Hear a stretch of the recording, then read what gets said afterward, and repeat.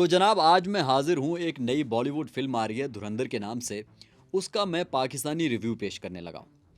इस हवाले से का पाकिस्तानी रिव्यू बहुत ज़रूरी है कि इसमें बहुत सारे जो किरदार हैं वो पाकिस्तान से रिलेटेड हैं और पाकिस्तान से हैं।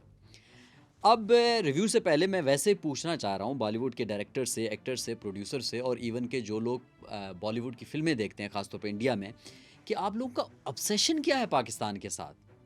आप लोगों की अपनी कोई कहानी नहीं है, आप लोगों का अपना कोई नैरेटिव नहीं है। हम पिछले कई सालों से देख रहे हैं कि कोई भी बॉलीवुड फ़िल्म आती है भाईजान, उसमें पाकिस्तान का ज़िक्र ज़रूर होता है। लगता है कि ऑडियंस को जब तक पाकिस्तान एंटी पाकिस्तान, पाकिस्तान के खिलाफ जब तक ज़हर ना उगाला जाए, तो आप लोग ओन नहीं करते हो या आपका यही नैरेटिव है। और तो ख़ैर अब चलते हैं हम इस फ़िल्म जो आ रही है उसके ट्रेलर के हवाले से। इस ट्रेलर में है क्या? और हम आपको ये भी बताएँगे कि इस ट्रेलर में जो किरदार बताए गए हैं, वो किरदार हैं कौन? इस फ़िल्म का सबसे एक अहम किरदार है चौधरी असलम। चौधरी असलम के हवाले से पाकिस्तानी ज़रूर जानते हैं। वो पाकिस्तान और सिंध पुलिस के सबसे मायानाज़ एक पुलिस ऑफ़िसर थे। चौधरी ने एक आम सिपाही के तौर पर सिंध पुलिस में शमूलियत इख्तियार की और फिर तरक्की करते हुए एसपी के ओहदे पर पहुंच गए।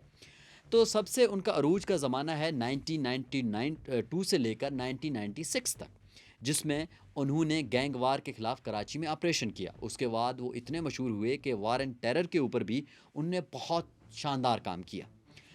चौधरी असलम इसलिए मशहूर हैं, जिसकी अभी भी इंटरनेट पे वीडियोस, पिक्चर्स आप देख सकेंगे कि वो अपना गन उठा के और ख़ास तौर पर उसका गला ऐसे खुला हुआ होगा, हाथ में पिस्टल लिए कराची की सड़कों पे घूमता था। और उसके ऊपर कई मर्तबा अटैक्स हुए हैं, उनके ऑफ़िस के ऊपर अटैक हुए, उसके काफ़िले के ऊपर अटैक हुए, लेकिन हर दफ़ा चौधरी असलम बच निकले। कि 2014 में उनको एक खुदकुश दहशतगर्दाना हमले में शहीद कर दिया गया, उनके 2 साथियों समेत। अब इंडियन इस फ़िल्म में चौधरी असलम को कैसे पेश करेंगे, वो तो फ़िल्म देखने के बाद ही पता चलेगा। और इस किरदार को निभाया है संजय दत्त ने। और टू बी ऑनेस्ट इस ट्रेलर में वो काफ़ी हद तक चौधरी असलम से मुशाबे लग रहे हैं, क्योंकि उनकी पर्सनैलिटी चौधरी असलम से बहुत मिलती-जुलती है। अब बात करते हैं रहमान डकैत की। एक्चुअल में इसका नाम अब्दुल रहमान बलोच था, ठीक है? और इसको 2009 में एसपी मतलब चौधरी असलम ने मारा था, अगस्त 2009 में कराची में ही। तो ये लियारी गैंग वार के एक सरकर्दा रहनुमा थे और ये इस लिहाज से अपने गैंग्स के हवाले से गैंग वार्स में एक बहुत मशहूर नाम रहे हैं, जो कराची की तारीख़ जिन लोगों ने पढ़ी है उस हवाले से। अब इसका जो किरदार कर रहे हैं वो है अक्षय खन्ना, एक शानदार एक्टर है, उनका मैंने जितना काम देखा है बहुत अच्छा है। लेकिन लेट्स सी अब वो इस रहमान डकैत को किस अंदाज़ में पेश करते हैं। अब जो तीसरा है जी, लियारी को पेश किया गया है। लियारी को पेश किया गया है ऐसे कि इंडियन एजेंट्स लियारी में घुसते हैं और उसके बाद ये सारा सिस्टम चलता है और फ़िल्म जो स्टार्ट होती है एक एक डायलॉग से कि ज़ियाउल हक साहब ने कहा था कि इंडियन को 1000 कट्स मतलब इतने ज़ख्म दो, इस तरह का कुछ है। तो वही पॉलिटिकल ड्रामा। लेकिन जो लोग कह रहे हैं कि लियारी में कोई इंडियन एजेंट्स और इस तरह का काम है, भाईजान वो बलोचों का इलाका है और बहुत मुश्किल होता है वहाँ पर ये एजेंट वाले, ये मतलब खुद से एक कहानी आप गढ़ सकते हैं, तो ये उसी तरह की एक कहानी होगी। लेकिन ओवरऑल ये 4 मिनट का ट्रेलर है, आप अंदाज़ा करो। बंदा कहे ये 1.5 मिनट का ट्रेलर होता है, 2 मिनट का, 4 मिनट का ट्रेलर आपने इतना लंबा चौड़ा बना दिया। इस फिल्म के डायरेक्टर हैं आदित्य धर, जो कि डायरेक्टर हैं, स्क्रीन प्ले राइटर हैं और प्रोड्यूसर के तौर पर मशहूर हैं। उनकी सबसे मशहूर फिल्म उड़ी द सर्जिकल स्ट्राइक है, जो कि 2019 में रिलीज़ हुई। अब इस फिल्म में धुरंधर में जो मेन एक्टर्स हैं वो हैं संजय दत्त, रणवीर सिंह, अर्जुन रामपाल और अक्षय खन्ना। और इस फिल्म की कहानी पाकिस्तान की खुफिया एजेंसी आईएसआई, इंडियन एजेंट्स और कराची की मशहूर ज़माना लियारी गैंग वार के चंद हकीकी किरदारों के गिर्द घूमती है। अब इसके ऊपर आखिर में टिप्पणी ज़रूर मैं करना चाहूँगा कि यार एक तो ना मुझे डायरेक्टर्स और ये फ़िल्म मेकर और ख़ासतौर बॉलीवुड में आप लोगों का पाकिस्तान के साथ इतना ऑब्सेशन क्यों है? मतलब हम कुछ अरसे से देख रहे हैं Pakistan, Balochistan, I am being a Baloch, being a Pakistani. मुझे समझ नहीं आती कि आप लोग इतने ऑब्सेस्ड क्यों हैं? आप लोगों की कोई फ़िल्म नहीं बनती पाकिस्तान का मेंशन किए बगैर। आप हर चीज़ में प्यार, इश्क, मोहब्बत, लड़ाई झगड़ा, गैंग वार, आपसी दुश्मनियाँ, पाकिस्तान कहीं न कहीं निकल आता है। तो मुझे तो एक तो ये तो इससे साबित हुआ कि आप लोगों के पास अपनी कोई कहानी बची नहीं है और अब आप एक अंटाई पाकिस्तान, जो पाकिस्तान के खिलाफ एक जहरीला मवाद है, वो आप शेयर कर रहे हैं। तो ये बॉलीवुड के, हम तो स्टूडेंट हैं, बॉलीवुड की कहानियों को हमने पढ़ा है, इसकी हिस्ट्री को पढ़ा है, शानदार एक हिस्ट्री के मालिक हैं। तो बिल्कुल बॉलीवुड ऐसे जैसे नीचे खाई की जानिब जा रही है, कोई फ्यूचर नज़र नहीं आ रहा। और दूसरी बात ये है कि इस हद तक वायलेंट फिल्म बन रही है।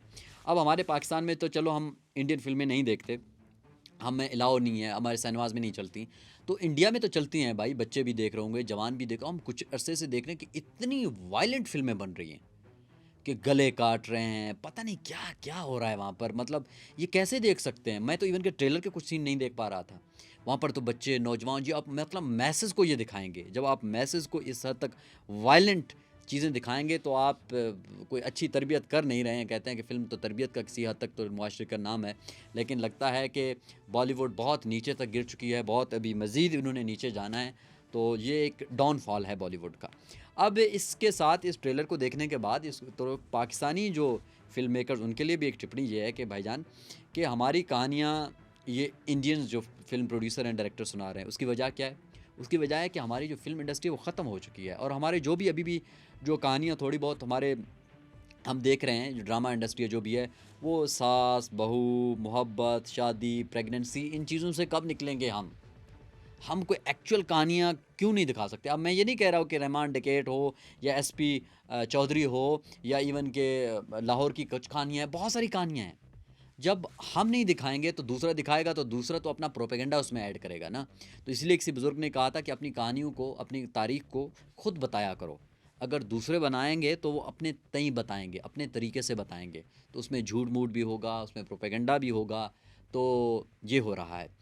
एक लिहाज से दोनों पाकिस्तान और इंडिया को सबक सीखना चाहिए। पाकिस्तान को कहना चाहिए, पाकिस्तान को करना चाहिए कि भाई कुछ सीखो, अपना कंटेंट, आपकी कहानियाँ रिच कंट्री है, अपनी कहानियाँ बनाए। और इसी तरह बॉलीवुड से है कि कब तक पाकिस्तान की कहानियों पे गुजारा करोगे यार, कुछ अपना भी कर लो। और कितना एक हमसाये के खिलाफ, जो हमसाया आप लोगों से 3-4 गुना छोटा है, छोटा सा मुल्क है, उससे इतनी नफ़रत, उनके लोगों से इतनी नफ़रत, हर फिल्म, हर ड्रामा, हर कैरेक्टर आप एंटाई पाकिस्तान बनाने की कोशिश करते हो।